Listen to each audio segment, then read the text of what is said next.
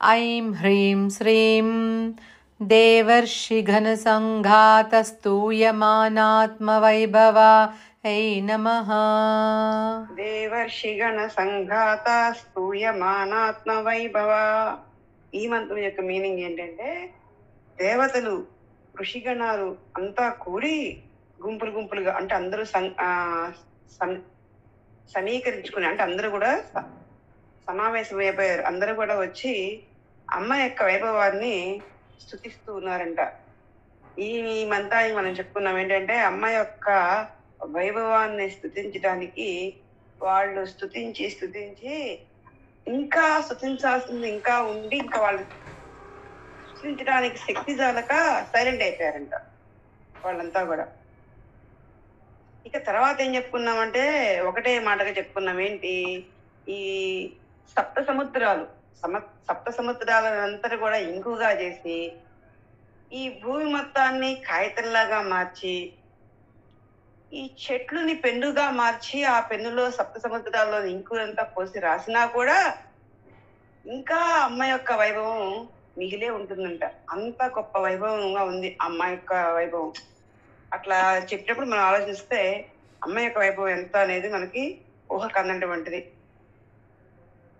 ఇక అపారమైనటువంటి ఆ వైభవాన్ని 33 కోట్ల దేవతలు కూడా వర్ణించలేక, ఆ వైభవాన్ని స్తుతించలేక కొద్ది తర్వాత సైలెంట్ అయిపోయారంట. అది కాబట్టి అమ్మ ఈ బ్రహ్మాండం అంతా కూడా వ్యాపించి ఉంది. ప్రతి ఆత్మ, ప్రతి జీవి, ప్రతి ప్రాణి కూడా అమ్మవారే. అమ్మకు అతీతంగా, అంటే అమ్మకు వేరుగా ఈ సృష్టిలో ఇంకోటి ఏది లేనే లేదు. అటువంటి తల్లిని భక్తితో స్తుతిస్తే ఆ వైభవం మనకి కూడా వచ్చి తీరుతుంది. ఎందుకంటే అమ్మ పరతత్వం కదా.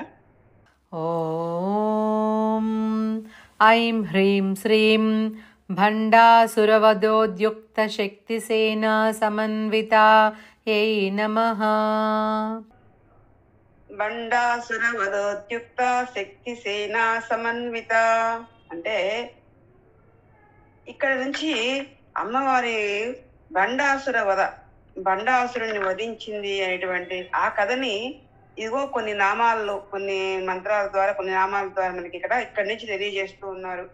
బండాసుర వృత్తాంతం ఎక్కడుంది అంటే, బ్రహ్మాండ పురాణంలో తెలియజేశారు. ఒకప్పుడంట పార్వతీదేవి శివుణ్ణి వివాహం చేసుకోవాలి అనేటువంటి సంకల్పంతో హిమాలయాల్లో తపస్సు చేసుకుంటూ ఉన్నటువంటి ఆ శివుడికి పరిచర్యలు చేస్తూ ఆయన్ని సేవిస్తూ ఉంది అమ్మ. ఆ సమయంలో లోకంలో తారకాసురుడు అనేటువంటి రాక్షసుడు దేవతలని, ఋషులని అందరినీ చాలా హింసలకి, బాధలకి గురి చేస్తూ ఉన్నాడు. ఆ తారకాసురుడు ఆయనకి మరణం లేదు. మరణం ఎట్లా వస్తుందయ్యా అంటే, శివుడికి పుట్టినటువంటి పుత్రుడి వల్ల మాత్రమే వాడికి మరణము అని చెప్పని ఉంది. మరి శివుడు తీవ్రమైనటువంటి తపోనిష్టలో ఉన్నాడు.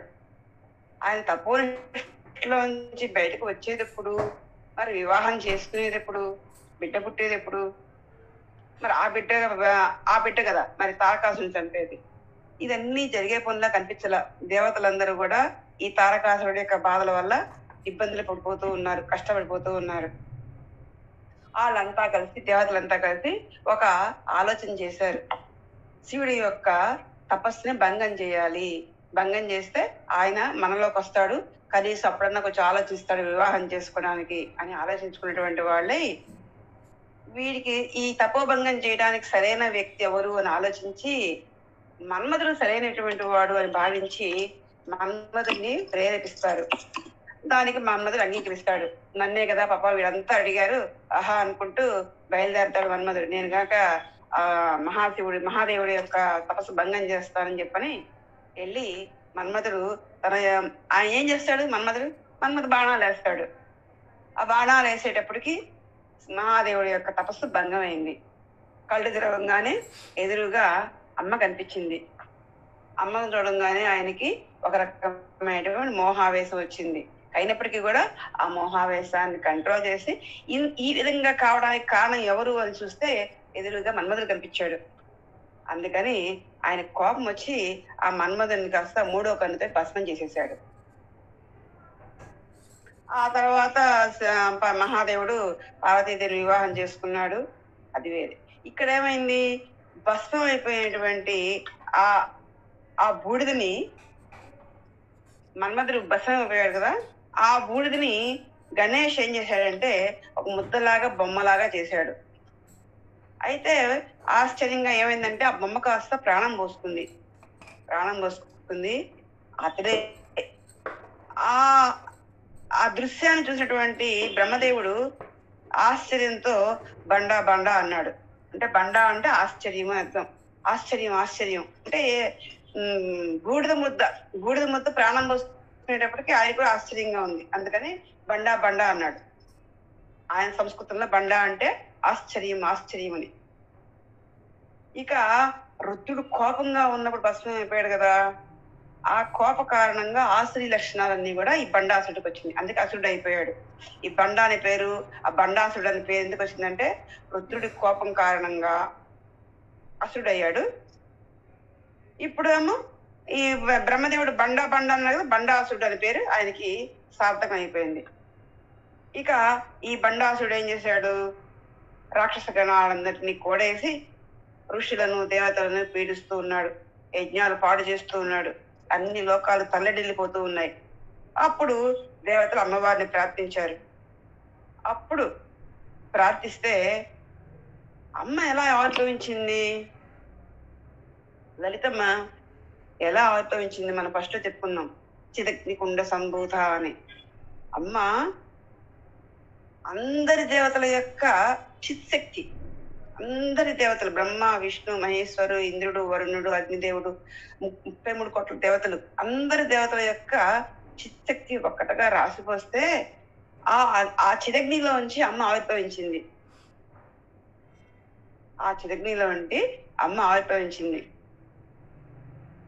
ఆమె లలితమ్మ. ఇక అమ్మ ఆవిర్భవించినప్పుడు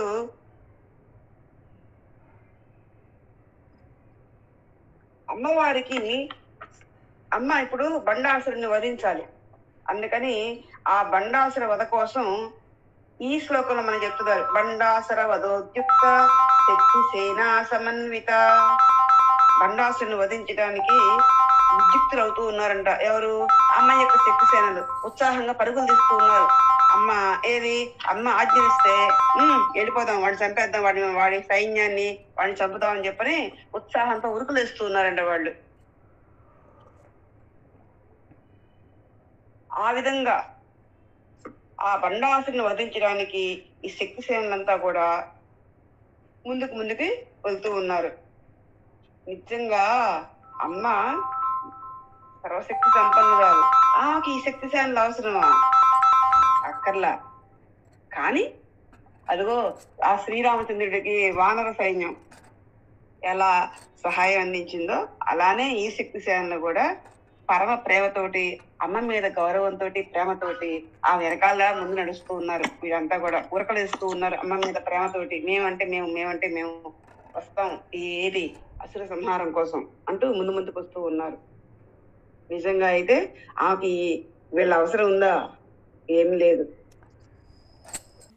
ఓం ఐం హ్రీం శ్రీం సంపత్కరీ సమారూఢ సింధుర వ్రజసేవితాయై నమః. సంపత్కరీ సమారూఢ సింధుర వ్రజసేవిత. ఆ లలితమ్మ ఆమెతో పాటు సేన మొత్తం బయలుదేరుతుంది కదా. ఆ బయలుదేరినప్పుడు ఆ సేనలో ఉన్నటువంటి ఒక్కొక్క శక్తిని మనకి ఇక్కడ వర్ణిస్తూ ఉన్నాయి ఈ నామాల్లో. సంపత్కరి అనేటువంటి దేవత, ఇక్కడ అమ్మతో పాటు ఉన్నదంట. ఆమె ఎవరు అంటే అమ్మవారి చేతిలో అంకుశం ఉంటది. అంకుశము పాశము రెండు ఉంటాయి, రెండు చేతులు కదా. ఆ అంకుశం నుంచి ఆవిర్భవించింది ఈ సంపత్కరి దేవత. సంపత్కరి సంపత్కరి అంటే మనకు అర్థమైపోతుంది ఏమని, సంపదలు కలిగించేది అని అర్థం. నిజంగా సంపదలు కలిగించడం అంటే ధనధాన్యాలు, ఐశ్వర్యాలు, డబ్బులు ఇవి కాదు సంపద. మనస్సు వైకల్యం చెందకుండా నిశ్చలంగా ఉండడం అదే పెద్ద గొప్ప సంపద. అంతే కదూ. ఎన్నుంటాయి మనశ్శాంతి లేకపోతే? అదిగో ఆ మనశ్శాంతి మనకు ఉన్నటువంటి గొప్ప సంపద. అలాంటి శాశ్వత ఆనందాన్ని, మనశ్శాంతిని ప్రసాదించే తల్లి సంపత్కరి తల్లి, సంపత్కరి దేవత. ఆమె ఆమె అమ్మ యొక్క ఏనుగుల సేనకు నాయిక. అమ్మ దగ్గర ఏనుగుల సేన, ఎన్ని కోట్ల కొలదో ఏనుగులు ఉన్నాయి. వాటన్నిటికీ అంటే కోట్ల కొలదే అంటే లెక్కలేవు. కోట్లు అంటే 1 కోటే 2 కోట్ల లెక్కలేవు. ఇన్నని కోట్ల కొలది ఏనుగులు అంటే వాటన్నిటికీ కూడా నాయికగా సంపత్కరి అమ్మవారిని నాయకం చేస్తుంది తల్లి. ఇప్పుడు ఆ ఏనుగులలో ఒక ఏనుగు మీద ఈమె అధిష్ఠించింది. ఎవరు? ఈ సంపత్కరి అధిష్ఠించి మిగతా వాటన్నిటిని కూడా తన స్వాధీనంలో ఉంచుకొని నడిపిస్తూ ఉంది. అమ్మ యొక్క ఏనుగుల సేనకి, గజ సైన్యానికి అధిపతి ఎవరు అంటే ఇదిగో ఈ యొక్క సంపత్కరి దేవత. ఆ ఏనుగు పేరు ఏంటంటే రణకోలాహలం. ఆ ఏనుగు పేరు. ఆ ఏనుగు మీద కూర్చొని ఈ తల్లి ముందుకు నడుస్తూ ఉంటే ఈ వెనకాల అనేక కోట్ల ఏనుగు సేన అంతా కూడా ఈ వెనకాల నడుస్తూ ఉంది. ఇక ఇది ఎలా మనం భావించాలి అంటే, ఏనుగులు సత్వగుణంతోనే ఉంటాయి. అప్పుడు దాకా సత్వగుణంతో ఉంటాయి, కానీ అంతలోకి మళ్ళా మదమెక్కి విధ్వంసాన్ని సృష్టిస్తూ ఉంటాయి ఏనుగులు. ఇదిగో ఇంద్రియాలని ఆ ఏనుగులతో పోలుస్తూ ఉంటారు తత్వజ్ఞులు. ఎందుకంటే ఇంద్రియాలు బాగానే ఉంటాయి, ఎప్పుడు మళ్ళా అదుపు తప్పుతాయో తెలియదు, ఎప్పుడు విజృంభిస్తాయో తెలియదు, ఎప్పుడు శాంతిస్తాయో తెలియదు. కాబట్టి ఆ ఏనుగులు మన యొక్క ఇంద్రియాలతోటి పోల్చారు ఇక్కడ. ఇప్పుడు ఈ తల్లి సంపత్కరి దేవత ఇంద్రియాలకి అధిదేవతగా చెప్పుకోవచ్చు మనం. ఇప్పుడు అమ్మ యొక్క స్వాధీనంలో ఉన్నటువంటిది, అమ్మ యొక్క అంకుశం నుంచి ఆవిర్భవించినటువంటిది. ఓం ఐం హ్రీం శ్రీం అశ్వారూఢాధిష్ఠితాశ్వకోటికోటిభిరావృత యై నమః. అశ్వారూఢాధిష్ఠిత అశ్వకోటిభిరావృత. అమ్మ యొక్క అశ్వాలు అంటే గుర్రాలపై అధికారం పొందినటువంటి ఒక దేవి. ఆ దేవి పేరు అశ్వరూఢ. ఆమె కూడా అనేక కోట్ల అశ్వాలను తీసుకొని ఆమె కూడా అమ్మ వెనకాలే ఇదిగో ఈ రణరంగ మధ్యాహ్నం కోసం బయలుదేరింది ఆమె కూడా. ఇక అమ్మ యొక్క ఇందాక అంకుశం నుంచి వచ్చింది సంపత్కరి దేవి. ఈ తల్లి అమ్మ యొక్క పాశం, అమ్మ చేతిలో పాశం ఉంటుంది చేతిలో, ఆ పాశం నుంచి పుట్టింది ఈ మహాశక్తి. ఈమెకు పెట్టిన పేరు ఏంటంటే అశ్వరూఢ. ఎందుకంటే అశ్వం మీద అధిరోహించి చాలా వేగంగా వెళ్ళుద్దంటే ఈమె గుర్రం మీద. ఇక ఈమె ఎక్కిన గుర్రం పేరు అపరాజిత గుర్రం పేరు. ఈమె ఇంద్రియాలు అనేటువంటి గుర్రాలను ఎక్కింది. అదే అట్లా భావించాల్సినటువంటి అవసరం ఉంది. ఇక్కడ ఇంద్రియాలు కూడా గుర్రాలతో పోల్చారు. ఎక్కడంటే ఇది బ్రహ్మాండ పురాణంలో లలితాదేవి కథలో చెప్పుకొచ్చారు. ఏమి ఇంద్రియాణి హయాన్యాహు అన్నారు, అంటే ఇంద్రియాలు అనేటువంటి గుర్రాలు అని. ఇప్పుడు ఆ ఇంద్రియాలు అనే గుర్రాలపై ఎక్కి కూర్చుంది ఎవరు అంటే మనస్సు. అది మనస్సు అనే రౌతు సక్రమంగా ఉంటే గుర్రాలు సక్రమంగా నడుస్తాయి. మనసు సరిగా లేకపోతే గుర్రాలు ఇష్టం చెడిపోతాయి, జీవితం అస్తవ్యస్తం అయిపోయింది అప్పుడు కదా. సరే,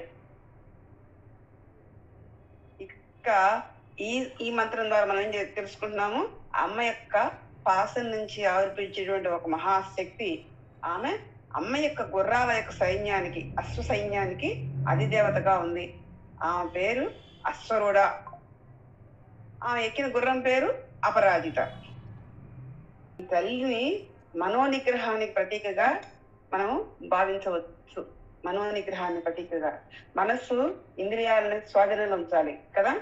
అలానే ఇప్పుడు అమ్మ గుర్రం మీద కూర్చుని, గుర్రాలు ఇంద్రియాలు అన్నమాట, గుర్రాల మీద ఎక్కి అమ్మ అది అదిలిస్తుంది గుర్రాలని. అంటే అర్థం ఏంటంటే ఇంద్రియాలు అనేటువంటి గుర్రం మీద మనస్సు అనేటువంటి అమ్మ కూర్చుంది, వాటిని కంట్రోల్ చేస్తూ ఉంది. అంటే మనము ఆధ్యాత్మికంగా కూడా చూసుకోవడానికి మనకి ఎలా ఉపయోగపడుతుంది అనేది మనం ఈ నామాల ద్వారా తెలుసుకోవడానికి ప్రయత్నం చేస్తూ ఉన్నాం. ఓం ఐం హ్రీం శ్రీం చక్రరాజరథారూఢ సర్వాయుధ పరిష్కృతాయై నమః. చక్రరాజరథారూఢ సర్వాయుధ పరిష్కృత. చక్రరాజం అనే రథంలో అన్ని ఆయుధాలు ఉన్నాయి. ఆ ఆయుధాలుతో పరిపూర్ణంగా నిండినటువంటి ఆ రథం ఎక్కింది ఎవరు ప్రత్యేక మనం చెప్పాలా. అందులో చక్రం అంటున్నారు, రథం పేరే చక్రం. అంటే అమ్మ ఎక్కడ ఉంటుంది? శ్రీచక్రంలో కదా ఉండేది. కాబట్టి ఆ రథంలో ఉంది అంటే ఆ రథమే అమ్మ అసలు నన్ను అడిగితే. ఎందుకంటే శ్రీచక్రంలో అమ్మ ఉంటుంది. ఆ తల్లికి సంబంధించిన ఆయుధాలన్నీ కూడా ఆ రథంలో ఉన్నాయి, ఆ అమ్మని అనుసరిస్తూ ఉన్నాయి. ఇప్పుడు ఇంతకి శ్రీచక్రం సమస్తములైన ఆయుధాలతో నిండి ఉన్నటువంటి చక్రరాజము అనేటువంటి ఆ రథము అమ్మను అనుగమించెను. అమ్మతో పాటుగా ఆ చక్రం కూడా బయలుదేరింది అని చెప్తున్నారు. శ్రీచక్రాన్ని ఉపాసించాలి అంటే అవసరమైంది ఏంటంటే శ్రీ విద్య. శ్రీచక్రం జ్ఞానస్వరూపం. దాన్ని ఉపాసించాలి అంటే షోడశీ మంత్రం, పంచదశీ మంత్రం ఇలాంటివి మనం స్వీకరించి వాటిని అనుష్ఠిస్తే మనం అనుకున్న గమ్యాన్ని చేరుకోవచ్చు. మన జీవిత గమ్యాన్ని చేరుకోవడానికి పంచదశి షోడశీ మంత్రాలు అవి గురువు ద్వారా స్వీకరించి అనుసరిస్తే మనము మన కోరికలు అన్ని అంతమైపోయి తల్లిని చేరుకుంటాం. అది ఈ శ్రీచక్రం అనేటువంటి రథంలో ఉన్న అంతరార్థం ఏంటంటే అక్కడ ఆయుధాలు ఉన్నాయి చూడండి. శ్రీచక్రంలో ఇప్పుడు చక్రరాజంలో ఆయుధాలన్నీ ఉన్నాయి. ఏంటి ఆయుధాలు అంటే ఇదిగో మనలో ఉన్నటువంటి అవలక్షణాలన్నీ తొలగించడానికి ఆయుధాలు పనికొస్తాయి అన్నమాట. అవలక్షణాలు అంటే కామ, క్రోధ, లోభ, మోహ, మదం, ఆశ్చర్యాలు, రాగద్వేషాలు, అజ్ఞానము, వాసనలు ఇవన్నీ పోవాలంటే ఆయుధాలు ఉపయోగిస్తుంది తల్లి. ఉపయోగించి మనకున్నటువంటి చెడు అంతా పోగొడుతుంది. అప్పుడు ఏమవుతుంది? మనం మన జీవిత లక్ష్యం చేరుకోగలుగుతాం. బండాసురుడు, బండా అంటే అజ్ఞానం ఒక రకంగా చెప్పాలంటే. వాడి యొక్క నగరం శూన్యక నగరం. శూన్యక నగరం అంటే ఏంటి? శూన్యం అంటే ఏంటి అది. కాబట్టి అక్కడైతే పేరు కూడా చక్కగా పెట్టారు, బండాసురుడు, శూన్యక నగరం. ఓం ఐం హ్రీం శ్రీం గేయచక్రరథారూఢ మంత్రిణీ పరిసేవితాయై నమః.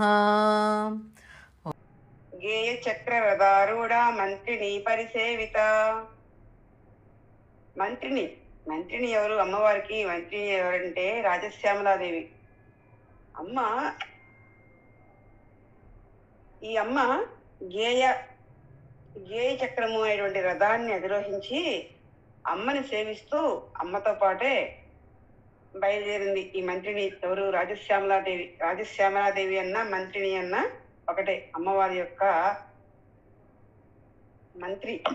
ఈమె గురించి చెప్పుకోవాలి అంటే రాజశ్యామలాదేవి అమ్మ యొక్క బుద్ధి శక్తి నుంచి ఉద్భవించింది అని చెప్తారు ఎవరు? శ్రీ విద్యోపాసకులు. అమ్మ యొక్క బుద్ధి శక్తి నుంచి రాజశ్యామలాదేవి ఉద్భవించింది అని చెప్తారు. ఇక ఈ రాజశ్యామలాదేవిని ఉపాసించినటువంటి కాళిదాసు మహాకవి అయిపోయాడు. ఈ గేయ చక్రం ఎక్కింది ఈ తల్లి. గేయ చక్రం అంటే అర్థం ఏంటంటే సూర్యమండలము అని. సూర్యుడు బుద్ధికి ప్రతీక. రాజశ్యామలాదేవి అమ్మ యొక్క బుద్ధి నుంచే వచ్చింది. ఈ విధంగా చూసుకున్నా కూడా అమ్మవారిని ఉపాసించే దేవతలు ఉంటారు. వాళ్ళంతా కూడా శ్రీ విద్య ఉపాసన చేసే వాళ్ళంతా కూడా అమ్మని సేవిస్తూ ఉంటారు, రాజశ్యామలాదేవిని సేవిస్తూ ఉంటారు. ఇక రాజశ్యామలాదేవి ఏం పని చేస్తుంది అంటే ఎప్పుడు ఏ పని ఎలా చేయాలి, దేని వల్ల యుద్ధంలో విజయం పొందవచ్చు, ఇలాంటి ఆలోచనల్ని చేసి రాజ్యాంగాన్ని నడిపి మంత్రాంగాన్ని నడిపి ఈ యుద్ధాన్ని ముందుకు నడిపించడానికి అమ్మ యొక్క సహకారం. అందుకనే ఈమెని మంత్రిని అన్నారు. అమ్మవారికి మంత్రిని అన్నమాట ఈమె. మరి లలితా పరమేశ్వరికే అమ్మవారికే ఆలోచనలు అందిస్తూ ఉందంటే, ఇవి అమ్మవారికి ఎంత శక్తి ఉందంటే, మరి అమ్మ ఈమెకి ఎంత శక్తి ఉన్నట్టు అమ్మకి ఎంత శక్తి ఉన్నట్టు. అమ్మకే ఈమె ఆలోచన చెప్తుంది అంటే ఈమె ఎంత గొప్పదో అర్థం చేసుకోవాలి మనం. కాబట్టి రాజశ్యామలాదేవి అంటే సాక్షాత్తు అమ్మ బుద్ధి అంటే మేధస్సు. అమ్మ యొక్క ఆత్మ నుంచి బుద్ధి నుంచి శక్తి రాజశ్యామలాదేవిగా పుట్టింది. ఇక ఈ రాజశ్యామలాదేవిని అక్షర స్వరూపిణిగా అంటే ఆత్మజ్ఞానాన్ని అందించే ఆ భావాలు అందించేటువంటి అక్షర స్వరూపిణి మంత్రిని దేవి అంటూ పూజిస్తూ సేవిస్తూ ఉంటారు. ఆత్మజ్ఞానం కావాలి అనుకున్నటువంటి వాళ్ళు ఆత్మజ్ఞానంతో అమ్మని సేవించాలి అంటే రాజశ్యామలాదేవిని సేవించడమే. అక్షరం, క్షరం అంటే నశించేది, అక్షరం అంటే నశింపు లేనిది, అక్షరం అంటే నాశనం లేనిది. ఎన్నిటికీ నాశనం లేనిది ఏంటంటే ఒక ఆత్మజ్ఞానమే. అంటే ఆత్మజ్ఞానం అంటే పరమాత్మనే నేనే పరమాత్మను అనే భావన. ఇది ఆత్మజ్ఞానం అంటే. ఆ భావాన్ని అందించే అక్షర రూపిణి రాజశ్యామలాదేవి. ఆమె మంత్రిని దేవి అన్నా రాజశ్యామలాదేవి అన్నా ఒకటే. ఇంకా మనం అనుకుంటాం మాతంగి అని కూడా అంటూ ఉంటాం. మననే గుహ్య నవరాత్రులు అయిపోయినాయి, రాజశ్యామలాదేవి యొక్క నవరాత్రులు. సరే, ఏదైనా కూడా అమ్మవారు కూడా ఆత్మజ్ఞానంతో సేవింపబడుతూ ఉంది. ఈమె ఎక్కినటువంటి రథం గేయ చక్ర రథం. గేయ చక్ర అంటే ఏం చెప్పుకున్నాము? సూర్యరథం అన్నమాట. ఇంకా ఇంకొకటి ఏంటంటే ఈ రథం అట్లా వెళ్తూ ఉన్నప్పుడు ఆ రథంలో అంట ఎప్పుడు కూడా సంగీతం వినపడుతూ ఉంటదంట. ఈ రథంలో నుంచి ఎప్పుడు సంగీతం వినిపిస్తూ ఉంటదంట. అంటే అర్థం ఏంటంటే కళలకు నిధి అమ్మ. అది రాజశ్యామలాదేవి కళలకి నిధి. ఈ రాజశ్యామలాదేవి అనుగ్రహం ఉంటే మాటలు రాని వాళ్ళకు కూడా మాటలు వస్తాయి అని, పుట్టు మోగవాడు కూడా పలుకుతాడు అని మనకి కథలలో, అమ్మ యొక్క పురాణ కథలలో కావచ్చు, ఇతర కథలలో కూడా మనం తెలుసుకున్నాం ఉన్నాయి. కాబట్టి అమ్మ యొక్క శక్తి అంత అపారం.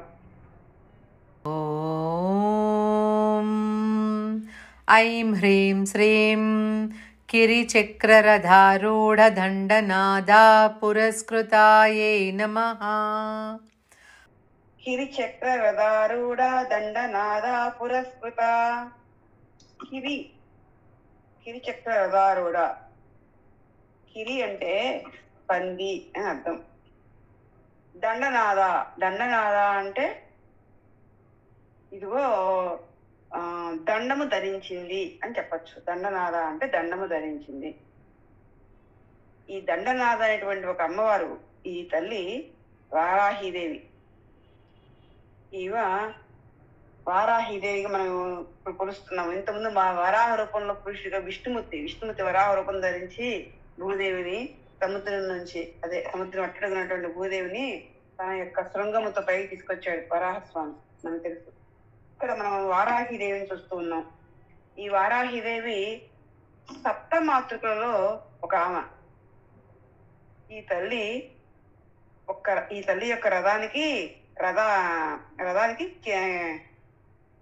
అదే కిరి అంటే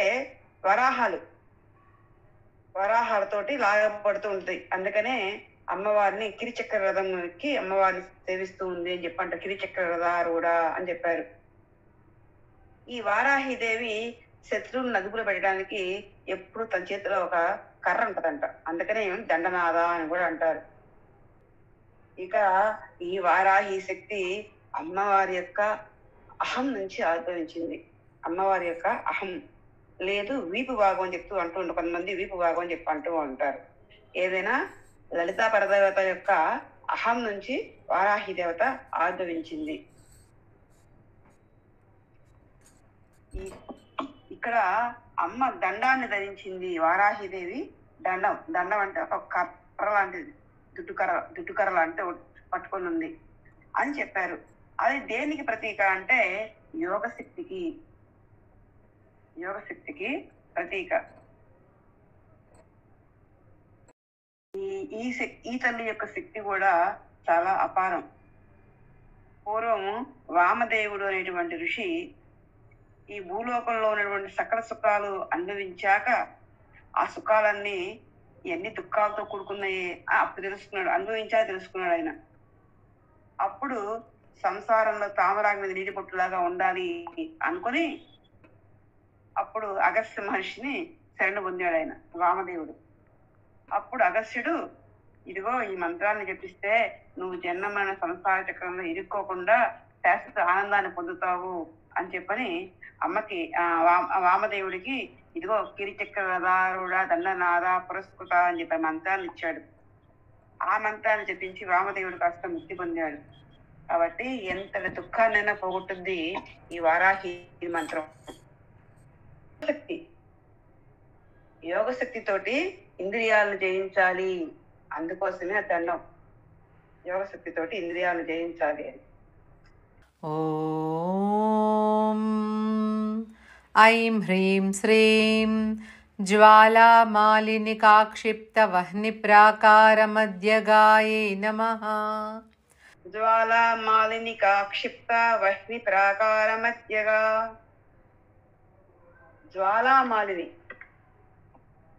జ్వాలామాలిని అనేటువంటి దేవి శత్రువులు చొరబడకుండా ఉండేటట్లుగా రక్షణ కోసమా అన్నట్లుగా అమ్మ చుట్టూ మహా అగ్ని జ్వాలతోటి ఒక భయంకరమైనటువంటి రక్షణ కోట అగ్ని ప్రాకారాన్ని సృష్టించిందంట. ఇది ఈ మంత్రం ఈ నామం యొక్క పేరు. ఇది చెప్పిన అర్థం అది ఏంటంట, జ్వాలామాలిని. ఆ తల్లి పేరే జ్వాలామాలిని. ఈమెం చేసిందంట, అమ్మవారికి రక్షణ అవసరం అన్నట్లుగా అమ్మ చుట్టూ పెద్ద ప్రాకారం, ఇంతెత్తు ప్రాకారం. ఆ ఎంతెత్తు 30 యోజనాల ఎత్తులో అగ్ని జ్వాలలు, చుట్టూ 800 మైళ్ళ దూరంలో అగ్ని జ్వాలలు అమ్మ చుట్టూ అన్నమాట. ఎందుకు అంటే అమ్మకు వస్తుంది రక్షణ అన్నట్లుగా ఈమె పెట్టిందంట. లోకాలను రక్షించేదే ఆ తల్లి లలితాంబ. మరి ఆమెకు రక్షణ అవసరమో చెప్పండి. అయినా మనము ఆ తల్లిని కాపాడాలనే చూస్తూ ఉన్నాం. ఇప్పుడు అందరినీ రక్షించేటువంటి ఆ దేవతలు ఎక్కడ ఉన్న ఆలయాల్లో ఉంటే ఆ ఆలయాలకు కూడా రక్షణ పెడుతూ ఉన్నాం మనం కదా. నిజానికి వాళ్ళకి ఏ రక్షణ అవసరం లేదు, అంతే కదా. మన తృప్తి కోసం మన ధర్మాన్ని కట్టుబడి మనము రక్షిద్దాం అనుకుంటున్నాం తప్పితే నిజానికి వాళ్ళని మనం రక్షించేవాళ్ళం. సాక్షాత్తు జగదంబిక లలితాదేవి బండాసుర వదకు తన సైన్యంతో తరలి వెళ్తూ ఉంటే ఈ జ్వాలామాలిని దేవి అనే పేరుగా ఒకనొక అమ్మ, ఈ శక్తి అమ్మను రక్షించడానిక అన్నట్లు ఆమె చుట్టూ అగ్ని జ్వాలతో ఒక ప్రాకారాన్ని, ఒక కోట గోడలాగా సృష్టించింది.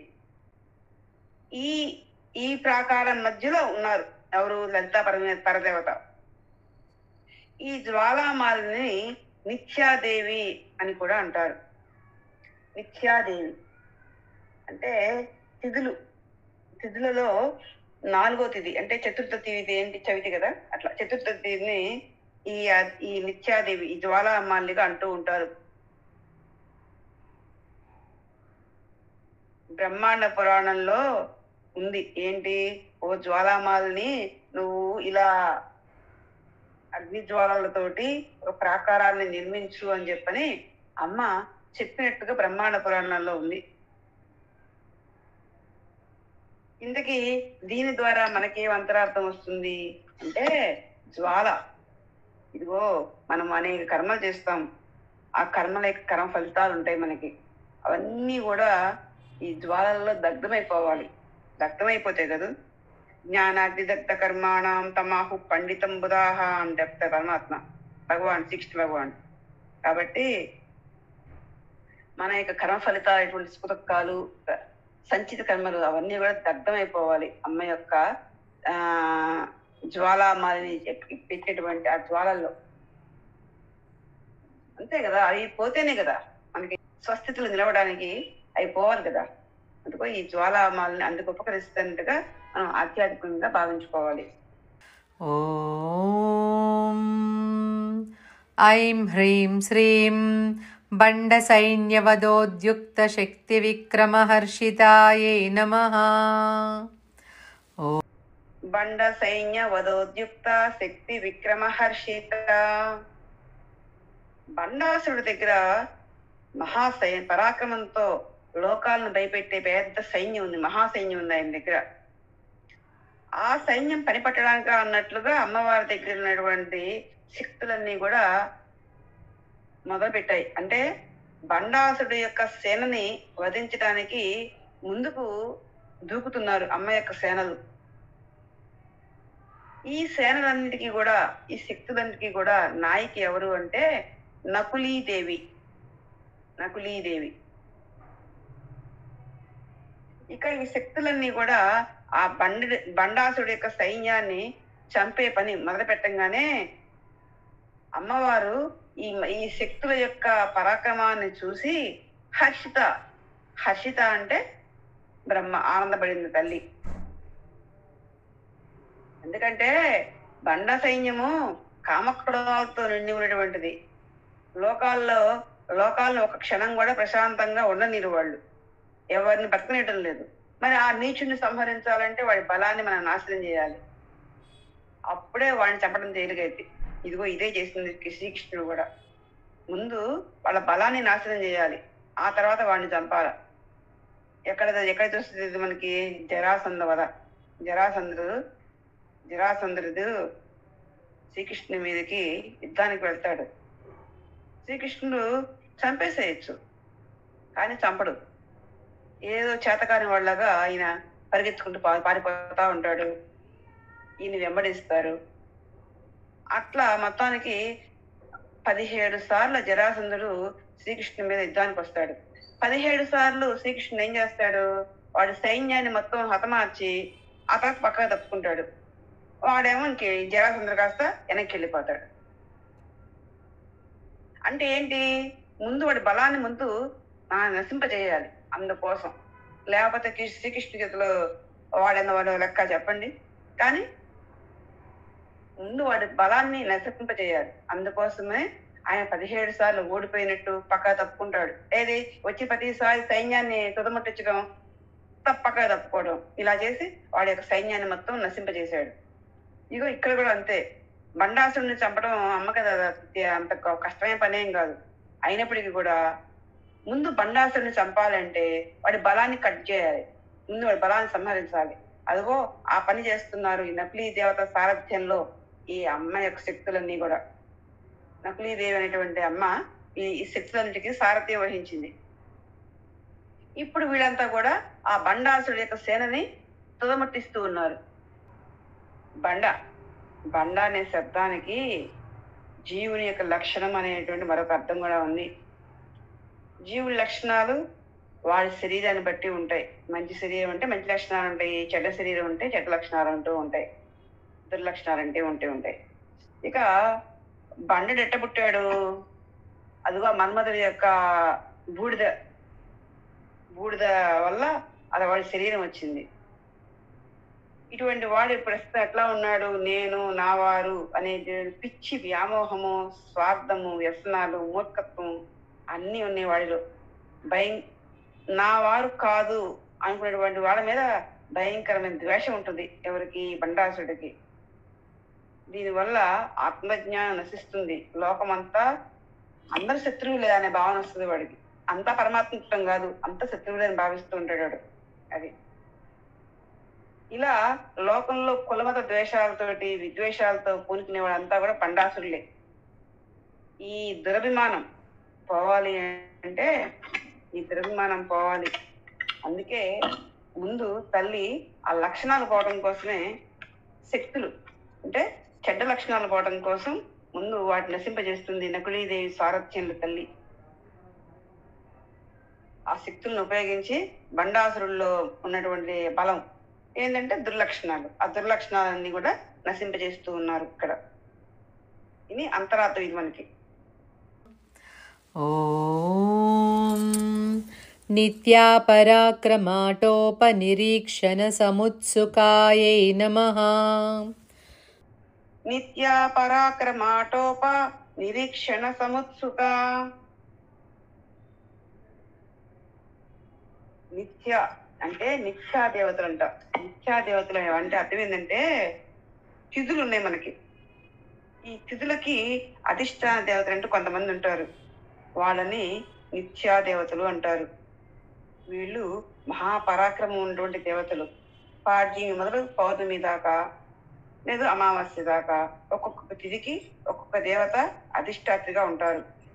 వీళ్ళని ఉపాసన చేసేటువంటి వాళ్ళకి, ఈ దేవతలని ఎవరైతే పూజిస్తారో ఆరాధిస్తారో వాళ్ళకి ఈ తిథి వార నక్షత్ర దోషాలు అలాంటివి వాళ్ళకి రావు అని ఒక తంత్రశాస్త్రంలో చెప్పారు, తంత్ర గ్రంథంలో చెప్పారు. ఇక జ్యోతిష్ శాస్త్రం ద్వారా కూడా కొన్ని ఉన్నాయి. ఏమిటి? ఈ పాడ్యమి, చవితి, షష్ఠి, సప్తమి, ద్వాదశి, నవమి, అమావాస్య, ఈ తిథులన్నీ కూడా నిషిద్ధ తిథులు అని చెప్పి అంటూ ఉంటారు. ఇలా కొన్ని కొన్ని ఉన్నాయి. అయితే ఇవన్నీ కూడా ఎందుకంటే ఆ రోజు ఆ తిథుల్లో ఆ దేవతలు కొంచెం క్రోధావేశాలతోటి లోక సంచారం చేస్తూ ఉంటారంట ఆ దేవతలప్పుడు. ఆ సమయంలో ఆ దేవతల్ని మనం శరణు వేడితే మనకి ఎటువంటి అశుభాలు నష్టాలు జరగకుండా ఉంటాయి అని చెప్తూ ఉంటారు. ఇక ఇవన్నీ కూడా అమ్మ యొక్క ఆత్మశక్తులే కాబట్టి వీటికి ఎప్పుడూ ఉత్సాహం ఉంటుంది. వీళ్ళు ఉత్సాహంతో బండాసురుడి చంపటానికి, బండాసుడి సేనను చంపటానికి ఉత్సాహంతో ఉన్నారంట, విజృంభిస్తూ ఉన్నారంట.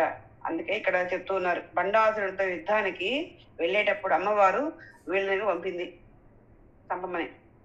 వీళ్ళు విజృంభించారు. వీళ్ళు చూసేటప్పటికి అమ్మకి ఉత్సాహం వచ్చిందంట.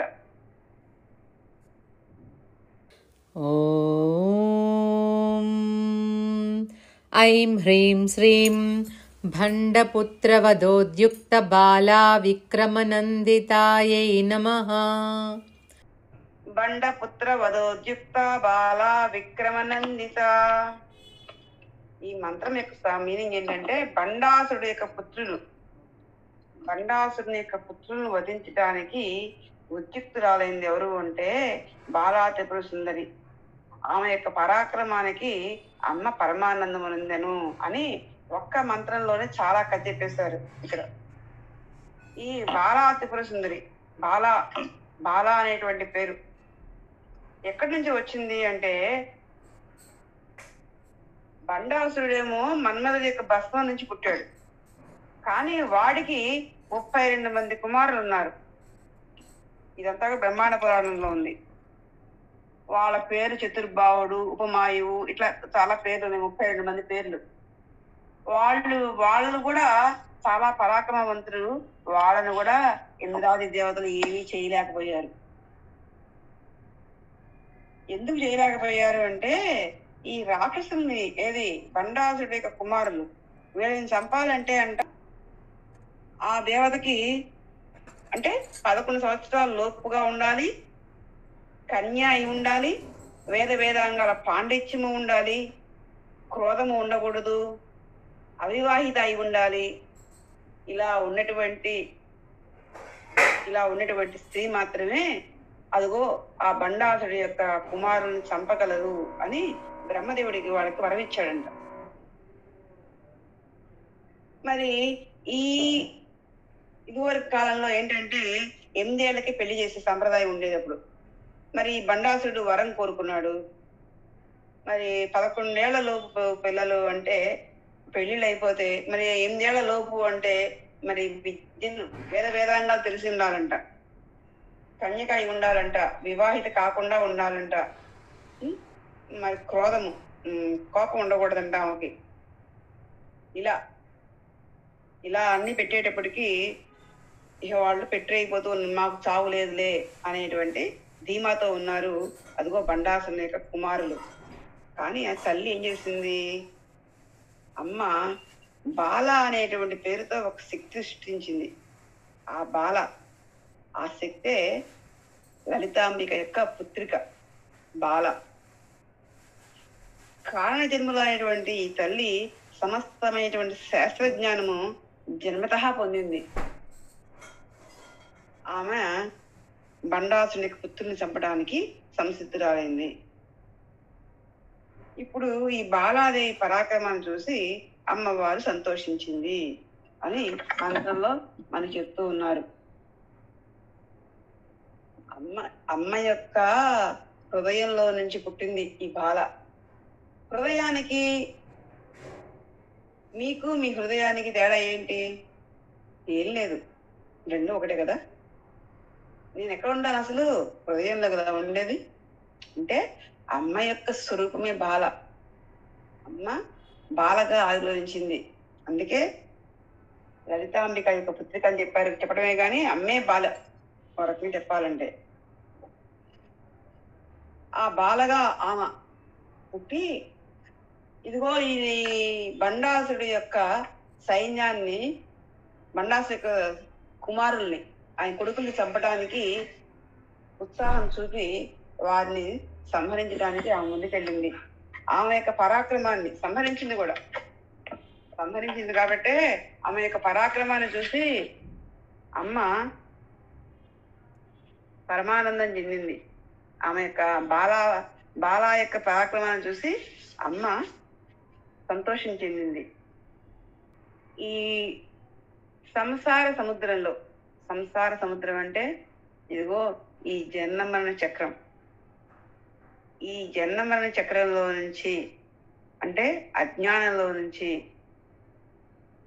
బయటపడాలి, శాశ్వత ఆనందాన్ని పొందాలి. అలా పొందటానికి బండాసుర వధ జరగాలి. ఇక ఈ సంసారము సత్యము అనేటువంటి భ్రమ పోవాలి మనకి. ఆ శక్తి, ఆ బుద్ధి మనకి కావాలి అంటే ఈ బాలను ఉపాసించాలి. అంటే ఈ జన్మ మరణాలు సత్యమే, ఇవి నిజమే అనుకుంటూ భ్రమ, ఈ జగత్ సత్యమే భ్రమను చేయడం మనకి ఎలా. ఈ భ్రమ తొలగించుకోవాలి అంటే అమ్మని, బాలని ఆరాధించాలి. అప్పుడు మాత్రమే మనకి ఈ భ్రమ తొలగిపోతుంది. భ్రమ తొలగిపోతే స్వస్వరూప జ్ఞానం కలుగుతుంది. అప్పుడు బండాసుర నాశనం. బండాసుర నాశనం అంటే అర్థమైంది? అజ్ఞాన నాశనం, ఆత్మజ్ఞాన లభ్యత. అది కదా.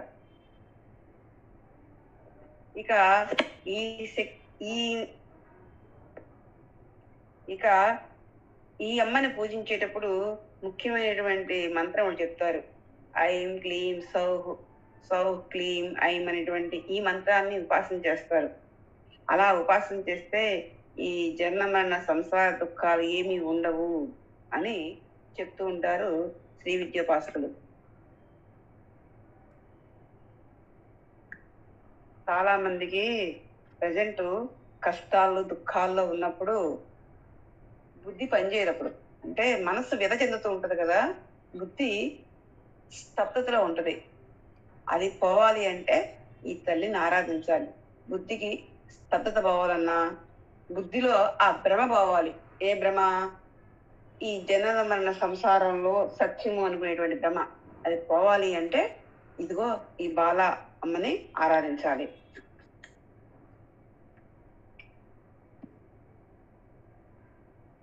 ఓం ఐం హ్రీం శ్రీం మంత్రిణ్యం వా విరచిత విషంగవదతోషితాయై నమః. మంత్రిణ్యంబ విరచిత విషంగవదతోషిత. మంత్రిని ఎవరు? శ్యామలాంబ కదా.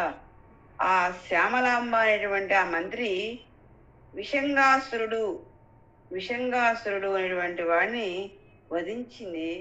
అందువల్ల అమ్మ విశేషమైనటువంటి ఆనందాన్ని పొందింది. విషంగాసురుడు అనేటువంటి వాడు బండాసురుడు యొక్క మంత్రి. వాడిని వధించింది ఎవరు? మంత్రిణ్యంబ అయినటువంటి ఈ రాజశ్యామలాదేవి, మంత్రిని అయినటువంటి రాజశ్యామలాదేవి విషంగుడు అనేటువంటి బండాసురుడు యొక్క మంత్రి.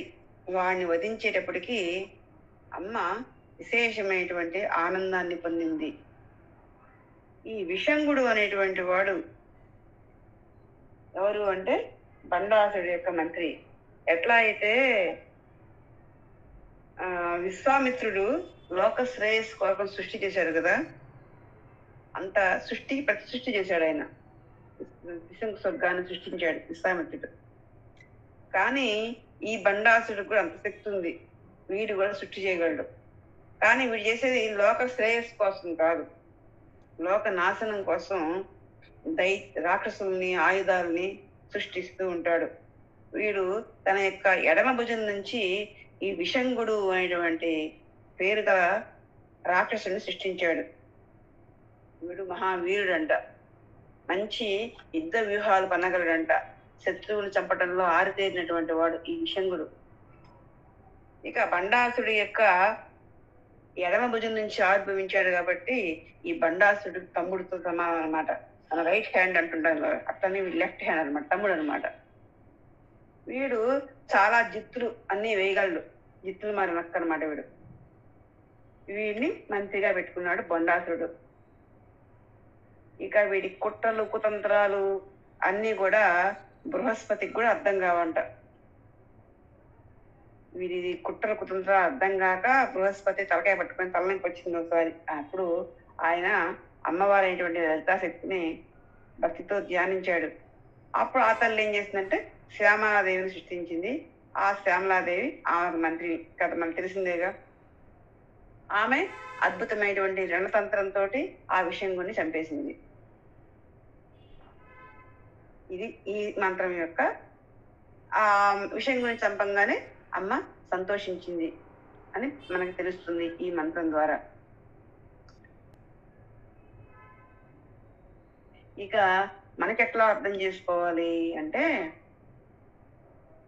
అజ్ఞానంలో ఉండి ఈ లోకాలకు కీడు చేసేటువంటి వాడు, అలాంటి వాడు మనం ఏంటంటే తెలిసిన వాడికి చెప్పచ్చు, తెలియని వాడికి చెప్పచ్చు. తెలిసి తెలియకుండా లోక కంటకులు అయ్యే వాళ్ళని ఎవరు బాగు చేయలేరు, అంటే మూర్ఖుల్ని ఎవరు బాగు చేయలేరు చూడండి అట్లా. అలాంటి వాళ్ళని అనాత్మ విచారుడు అంటారు. అలాంటి వాళ్ళకి ఆత్మజ్ఞానాన్ని కలిగించి ఈ సుఖదుఖాలకు అతీతంగా సంతోషంగా కలిగించేది మంత్రిణ్యంబ, ఎవరు? మన రాజశ్యామల అమ్మ. అలా శాశ్వతమైనటువంటి ఆనందప్రదాయిని ఆ తల్లి. కాబట్టి ఇప్పుడు ఏం చేసింది తల్లి? ఆ తెలిసి తెలియని ఆ తలాన్ని, మనలో ఉన్నటువంటి మూర్ఖత్వాన్ని, ఒక రకంగా చెప్పాలంటే మూర్ఖత్వాన్ని తెగనరికింది. అక్కడ విషంగుణ్ణి తెగనరికింది. మనలో ఉన్నటువంటి మూర్ఖత్వాన్ని అమ్మ యొక్క మంత్రి శక్తిని రాజశ్యామలాదేవి పోగొట్టాలి. అలా పోగొట్టినప్పుడు మనం కూడా సన్మార్గంలో ప్రయాణాన్ని కొనసాగిస్తాం అని మనకి ఈ మంత్రం ద్వారా తెలుసుకోగలుగుతున్నాం. ఓం ఐం హ్రీం శ్రీం విశుక్రప్రాణహరణ వారాహి వీర్యనందితాయై నమః. విశుక్రప్రాణహరణ వారాహి వీర్యనందిత. ఇక విశుక్రుడు అనేటువంటి వాడు బండాసురుడు యొక్క సేనానాయకుడు. వాడి ప్రాణాలు తీసింది ఎవరు అంటే వారాహీదేవి. ఆమె యొక్క పరాక్రమాన్ని చూసి కూడా అమ్మ జగదంబ లలితా పరదేవత విశేషమైనటువంటి సంతోషంతో ఆనందాన్ని పొందింది అని మనకి ఈ శ్లోకం తెలియజేస్తున్నాడు. విశుక్రుడు అనేటువంటి వాడు బండాసుడి యొక్క సేనానాయకుడు. ఇక ఆ విషంగుడేమో బండాసుడి యొక్క ఎడమ భుజం అయితే, ఈ విశుక్రుడు బండాసుడి యొక్క కుడి భుజం. వీడు కూడా అంతే కదా, మరి కుడి భుజం అంటే సోదరుడితో సమానమే కదా, ఆ బండాసుడికి సోదరుడే ఇతడు కూడా. వీడంట శుక్రాచార్యుడిని భక్తితో సేవించి ఆయన అనుగ్రహం పొంది ఆయనకి మించినటువంటి తంత్రాలను నేర్చుకున్నాడంట. శుక్రుడిలాగానే వ్యూహాలు పొందుతాడంట. కానీ ఆ శుక్రాచార్యుడికి వీడికి ఈ విశుక్రుడికి తేడా ఏంది అంటే, ఆయన కొంచెం సన్మార్గంలో నడుస్తాడు, వీడి దగ్గర వక్ర బుద్ధి ఉంది. అందుకే విశుక్ర పేరు వచ్చిందనమాట వాటికటైతే. ఇక వీడిని సంహరించాలి అనుకుంది ఆ లలితా పరాపట్టారిక. అందుకనే వారాహీదేవిని వారాహీదేవిని సృష్టించింది. ఇప్పుడు ఆ వారాహీదేవి వీడి యొక్క ఇప్పుడు శుక్రము అనేటువంటి వీర్యం, తేజస్సు అని పేరు మనకి తెలుసు. ఇప్పుడు పరాక్రమంతో తేజస్సుతో గడగడలాడించినటువంటి వాడు విశుక్రుడు. అంటే ఈ విశుక్రుడు యుద్ధ రంగంలో ఏం చేశాడంటే, అమాంతంగా భూమి మొత్తాన్ని తీసుకెళ్లి రసాతలాన్ని తీసుకుపోయాడంట. అప్పుడు వారాహిదేవి వాడిని వెంబడించి వేటాడి సంహరించిందంట. అప్పుడు భూమిని రక్షించిందంట. ఆ విధంగా విశుక్రుడి యొక్క ప్రాణాన్ని హరించింది వారాహిదేవి.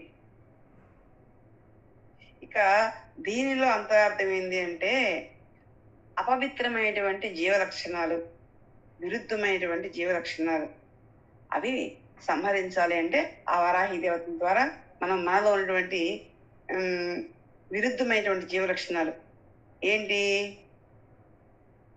తోటి ప్రాణులను చూసి సహించలేకపోవటం అంటే అసూయ, పరస్త్రీలను బలాత్కరించాలనుకోవటం, పరకీర్తి, పరధనాలను నాశనం చేయాలనుకోవటం, ఇదిగో ఇలాంటి తప్పుడు ఆలోచనలు అనమాట. ఇవన్నీ కూడా జీవుణ్ణి సరైన మార్గంలో పోనీయకుండా చేస్తాయి. ఇలాంటి వికారాలన్నీ పోవాలి, సత్ఫలితం కావాలి, ఆనందం కలగాలి అంటే ఇదిగో ఈ వారాహిదేవి ఈ శక్తిని మనం ఆరాధిస్తే ఆ యొక్క అనుగ్రహం ద్వారా మనలో ఉండే దుష్ట బుద్ధి, దుష్ట ఆలోచనలు, దుష్ట కర్మలు ఇలాంటివన్నీ కూడా పోతాయి. ఇక్కడ అంటే తేజస్సు ఉంది వాడి దగ్గర, శుక్రుడు అంటే తేజస్సు, కానీ అది వంకర మార్గంలో ఉంది. అందుకని వారాహిదేవిని ఉపయోగించి ఆ లలితాంబ వాడిని సంహరింపజేసింది. ఇక్కడ కూడా వారాహిదేవిని ఉపయోగించి మనలో ఉన్నటువంటి దుష్ట ఆలోచనలు సరైన మార్గంలో పనిచేయటువంటి ఆలోచనల్ని నాశనం చేయగలగాలి. ఇవన్నీ అయితే ఏమవుతుంది చివరికి? దుష్ట ఆలోచనలు, మూర్ఖత్వము పోయి ఇవన్నీ అయితే మనం చెప్పుకున్నది ఒక క్లాస్. ఈ విధంగా వారాహిదేవి విశుక్రుడు అనేటువంటి బండాసుడి యొక్క కుడుభుజం అనేటువంటి వాడిని సంహరించింది. ఆ సంహరించడం చూసి తల్లి లలితా పరాపట్టారిక అమితమైనటువంటి ఆనందాన్ని, సంతోషాన్ని పొందింది అని మనకి ఈ మంత్రం ద్వారా తెలియజేస్తూ